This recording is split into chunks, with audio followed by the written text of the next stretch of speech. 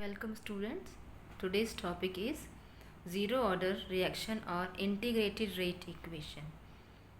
The question arises here that what is integrated rate equation?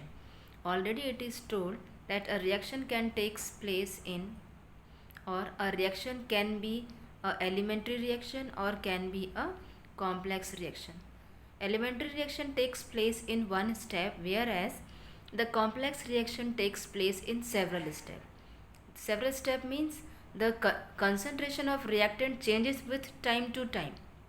Hence the rate constant also changes. So therefore there was requirement of a new equation which is called as integrated equation, which gives the relation between the concentration of reactant at different time and the rate constant. So what it is, let us understand it by taking this. Suppose there is any reaction when A is the reactant and it gives you product B. Initially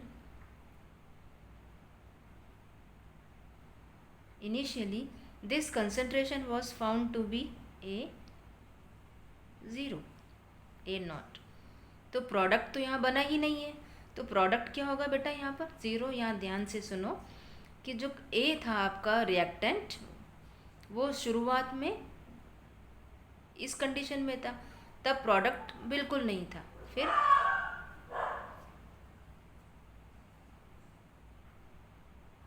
after time t this concentration becomes A and product was found.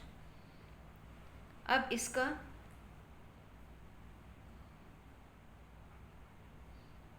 Rate क्या होगा? इसका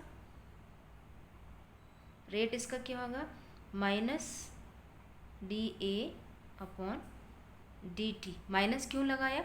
क्योंकि ये जो reactant है ये change हो रहा है, कम हो रहा है, डिक्रीज हो रहा है, therefore we have put here minus. Since this reaction is zero order, since the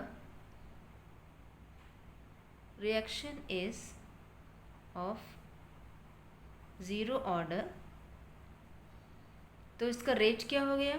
rate will be directly proportional to a naught. क्योंकि हमारे जो रिएक्शन है वो कैसी है? कंसंट्रेशन पर डिपेंड नहीं करती है, because it is zero order.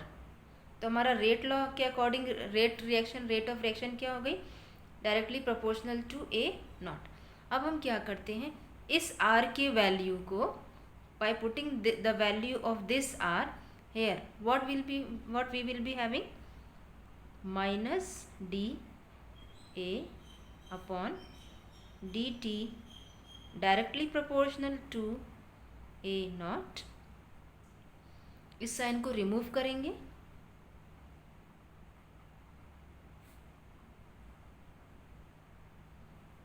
k is our proportionality constant and this becomes our zero.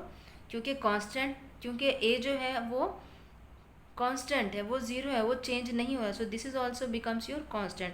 तो ये वैल्यू हम मान सकते हैं k है. Now let's see.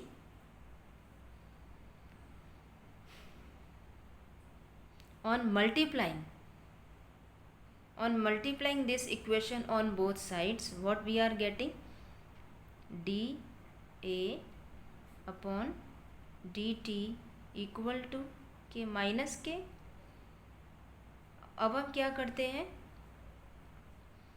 On changing this minus d, dt shifting this side, so this becomes your d a upon d a equal to minus k dt. Now see, these both are differential terms. ये दोनों के दोनों equation हमारी differential means बहुत छोटे छोटे टुकड़ों में हुई है रिएक्शन. तो डिफरेंशियल को रिमूव करने का हमारे पास सिर्फ एक ही तरीका है, that is the use of integration. So on integration of this reaction, what we are getting here? On integrating equation one, on integrating equation one हमको क्या मिला है?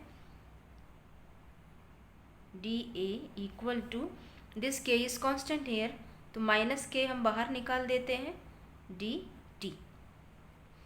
नाउ सी, अभी आपसे कहा था that just because some of the students are non maths stream, कुछ bio students भी हैं, तो हम ये कह सकते हैं कि differential and integration both are opposite to each other, therefore they can be cancelled. Now see here, या फिर मैथ्स स्टूडेंट्स के लिए they may be knowing that integration of any dx is equal to x is for mathematics students, and for non maths simply इतना याद रखें, differential का just opposite होता है इंटीग्रेशन, तो हम उसको कैंसिल कर सकते हैं। तो ये क्या बचा हमारे पास, a, and here we are having is minus k and t। ठीक है, नाउ क्योंकि हमने यहाँ से इंटीग्रेशन हटाया था, तो हम क्या यहाँ पे लगाएंगे, कोई सा एक integration constant. So I is here your integration constant. Now see, when time was t, reaction जब आपकी स्टार्ट हुई थी तब आपका टाइम क्या था, 0, और आपका a क्या था, देखिए इनिशियली a का कंसंट्रेशन कितना था, a नॉट, तो वही हम यहाँ लिख रहे हैं। जब टाइम 0 था, दिस मीन्स जब रिएक्शन स्टार्ट नहीं हुई थी, तो टाइम 0 हो जाएगा और a क्या हो जाएगा आपका, a नॉट। अब हम क्या करेंगे, इन वैल्यूज़ को by putting these values of t and a here, ये क्या हो जाएगी हमारी equation, a0 equal minus k into 0, this 0 from here plus i। अब ये 0 मल्टीप्लाई करते हैं तो कोई भी इक्वेशन आपकी 0 हो जाती है। So this becomes your a0 equal to i। इस i के वैल्यू को हम यहाँ रखेंगे,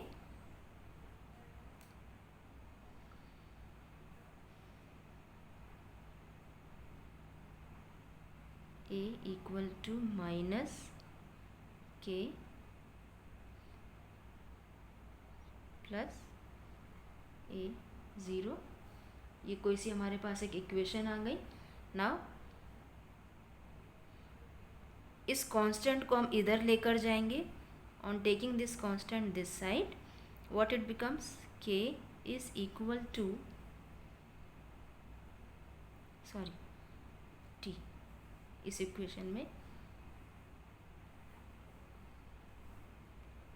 this becomes your kt equal to a0 minus a।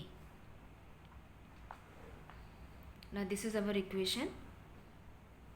इसको हम ऐसे भी लिख सकते हैं, k इज इक्वल टू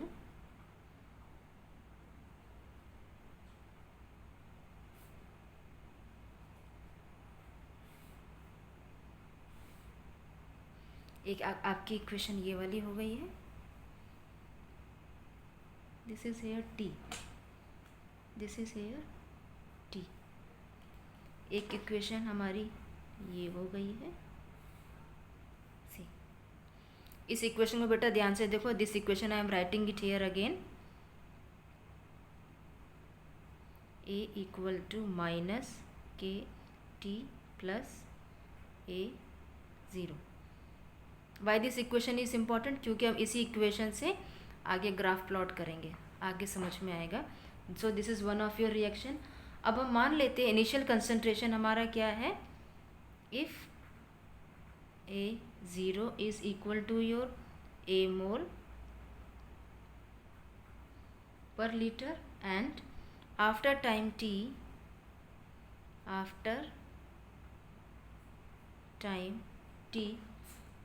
ये क्या बचा था आपके पास, a minus x mole per litre. अब हम इन वैल्यूज़ को यहाँ रखेंगे, तो this becomes your a is equal to A0 is A minus A is your A minus x upon T. This A will cancel, so what you are having here is A is equal to x upon T. एक equation हमारे पास ये भी हो गई है, x upon T. Very important reaction.